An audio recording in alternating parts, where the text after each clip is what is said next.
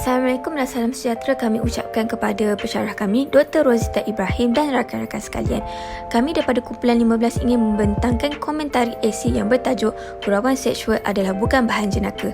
Ahli kumpulan kami terdiri daripada 7 orang iaitu Siti Nur Akmal, Yang Rashidah Hanis, Nawra Afnan Kamilia, Manja Nur Zulaika, Siti Syazwani, Nur Farahin dan Nur Syakirah. Assalamualaikum dan salam sejahtera. Saya Nur Syakirah melaporkan untuk berita terkini pada pagi ini. Pada 6 Ogos 2021, bapa kepada seorang pelajar yang bernama Ain Husnizah telah merancang untuk menyaman semula guru sebanyak RM5 juta berikutan kes gurauan seksual yang telah dilakukan oleh guru tersebut semasa mengendalikan kelas pendidikan jasmani. Kronologi bagi kes ini bermula apabila guru pendidikan jasmani tersebut telah mengeluarkan kenyataan dengan menjadikan isu rogol di Malaysia ini sebagai bahan jenaka dan gurauan semata. Ain Husnizah yang merupakan salah seorang pelajar di tempat kejadian tidak berpuas hati dengan tindakan guru tersebut dan tampil memberi pendapat kepada orang awam mengenai tindakan yang salah dilakukan guru tersebut. Pelajar tersebut berpendapat bahawa isu jenaka rogol tidak boleh dijadikan normalisasi walaupun hanya sekadar gurauan kerana ia boleh memberi kesan yang besar terhadap mangsa terutamanya dari segi mental dan emosi. Gurauan mengenai rogol adalah sama sekali tidak kelakar, sebaliknya mereka yang dianiaya perlu berani bersuara. Tambahan pula, tindakan seorang guru lelaki itu hanya sekadar bergurau adalah tidak wajar kerana ia seolah-olah menggalakkan para pelajar untuk melakukan perbuatan rogol. Sekolah seharusnya menjadi tempat yang selamat menimba ilmu dan bukanlah tempat guru menjadikan pelajar sebagai sasaran kepada gangguan seksual. Perbuatan gurauan ini secara tidak langsung merosakkan nama baik guru, malah menghakis kepercayaan orang ramai terhadap integriti institusi pendidikan secara keseluruhan. Jadi, apakah isu-isu serta tindakan pihak luar yang bakal timbul berikutan kes ini? Mari kita saksikan. Terdapat 4 isu utama yang dapat dikaitkan berdasarkan artikel bapa Ain Husnizah rancang saman guru lebih RM5 juta, iaitu yang pertama, hak kebebasan bersuara milik semua, yang kedua, etika pengajaran dan pembelajaran di dalam kelas, yang ketiga, kesan normalisasi jenaka rogol, dan yang terakhir sekali, kesedaran masyarakat tentang isu rogol. Isu yang pertama adalah hak kebebasan bersuara milik semua. Kebebasan bersuara adalah kebebasan untuk bersuara tanpa batas atau penapisan. Termaksudlah, kebebasan bersuara secara percakapan verbal, iaitu tindakan untuk mencari, menerima dan menyebarkan maklumat atau idea tidak kira medium apa yang digunakan. Kebebasan suara amat penting bagi membetulkan naratif negatif masyarakat tentang sesuatu yang dianggap normal, walhal perkara tersebut sudah terbukti bercanggah dengan etika kehidupan seseorang. Tindakan yang dilakukan oleh Ain Husnizah untuk bersuara dengan memberi pendapat bahawa gurauan mengenai isu rogol adalah salah di sisi undang-undang merupakan tindakan yang sangat tepat.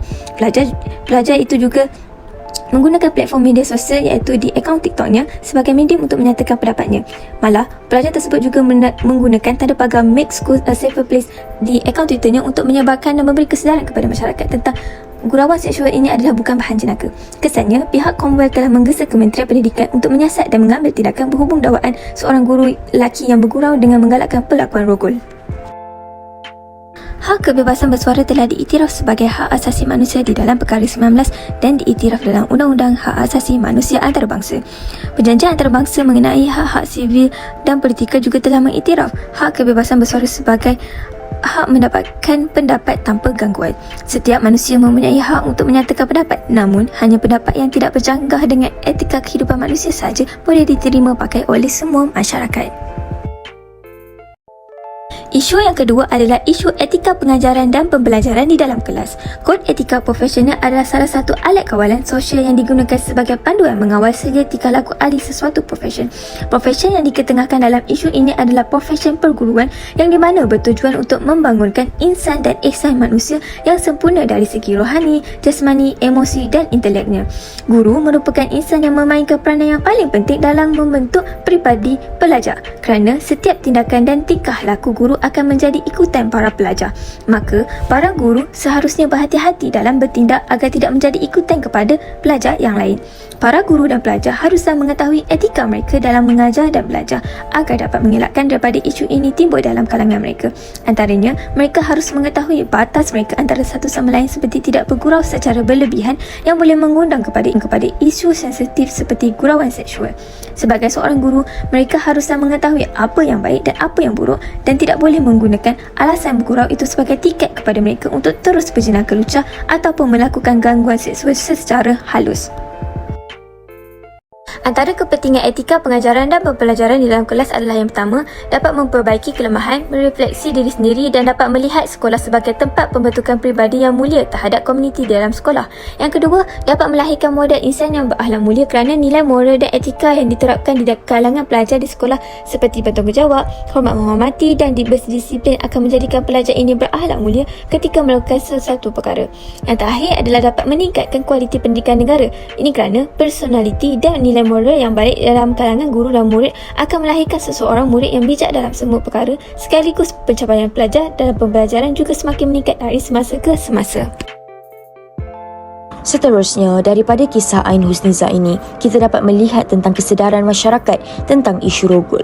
Hal ini kerana masyarakat pada hari ini menganggap isu rogol ini sebagai isu tabu yang tidak patut dibincangkan secara umum, sedangkan hakikatnya ia adalah isu yang amat penting untuk dibincangkan. Masyarakat juga kurang peka terhadap isu rogol ini yang menyebabkan mereka memandang enteng tentang perkara ini kerana mereka menganggap isu ini berlaku terhadap wanita sahaja, sedangkan ia juga turut berlaku kepada kaum lelaki meskipun kesnya tidaklah sebanyak terhadap yang berlaku kepada wanita. Isu rogol, ugutan rogol atau gangguan seksual mesti diiktiraf sebagai isu yang serius oleh masyarakat, tidak kira tua ataupun muda, kerana ia memberi kesan yang besar terhadap mangsa. Namun persoalannya, bagaimana kita nak meningkatkan kesedaran masyarakat tentang isu ini? Antara langkah yang boleh dilakukan adalah pertama, pihak yang bertanggungjawab dalam memberikan kesedaran kepada masyarakat mengenai isu ini harus bertindak lebih agresif supaya masyarakat melihat isu ini adalah isu yang amat penting dan tidak boleh sama sekali dipandang remeh. Seterusnya, bagi meningkatkan kesedaran terhadap isu ini terutamanya kepada para pelajar, kempen-kempen yang berkaitan boleh diadakan dan isu ini perlu diselitkan di dalam mata pelajaran mereka supaya mereka dapat mengenal pasti bahawa isu ini adalah amat penting. Bukan itu sahaja, bahkan ibu bapa juga perlu menjadi suri teladan dalam menjaga tutur kata dan tingkah laku kerana segalanya bermula dari rumah dan ibu bapalah yang mencorakkan anak-anak mereka. Sebagai seorang masyarakat yang berintegriti, kita seharusnya cakna dengan adab etika tata susila ketika bergaul.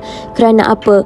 Kerana isu ini bermula dan tercetus dalam kalangan masyarakat kerana masyarakat kerap menggunakan perkataan dan ayat double meaning yang dianggap sebagai idea untuk memeriahkan keadaan dan membuatkan pendengar lebih seronok dalam perbualan ataupun ingin mencuri perhatian mereka. Namun begitu, mereka lupa tentang agama melarang kita untuk bersikap melampaui batas kerana setiap perbuatan dan perkataan yang kita lakukan mempunyai kebarangkalian akan memberi kesan kepada ketenteraman jiwa seseorang, lebih-lebih lagi apabila dikaitkan dengan hal sensitif seperti rogol ini. Masyarakat harus sedar, sekiranya jenaka rogol ini dinormalisasikan, kesan yang paling besar adalah terhadap mangsa sendiri. Hal ini kerana ramai mangsa mengalami kemurungan dan mengorbankan diri mereka ditelankan kesedihan dan juga fobia kemurungan yang mereka hadapi setelah mereka dijenakakan. Konklusinya, isu rogol, ancaman rogol dan juga gangguan seksual merupakan satu isu yang amat besar dan tidak sepatutnya dijadikan bahan jenaka dan ketawa. Hal ini kerana ia akan mendatangkan kemudaratan kepada mangsa, terutamanya sehingga boleh meragut nyawa. Buktinya, saudari Ain Husniza menghadapi kemurungan disebabkan perkara ini. Oleh itu, saya menyeru semua rakyat Malaysia supaya kita sama-sama berganding bahu memastikan bahawa isu rogol dan juga gangguan seksual ini merupakan isu yang perlu kita titik beratkan supaya akan datang negara kita merupakan sebuah negara yang harmoni dan sejahtera. Sekian saja daripada kami, isu rogol kita titik noktahnya.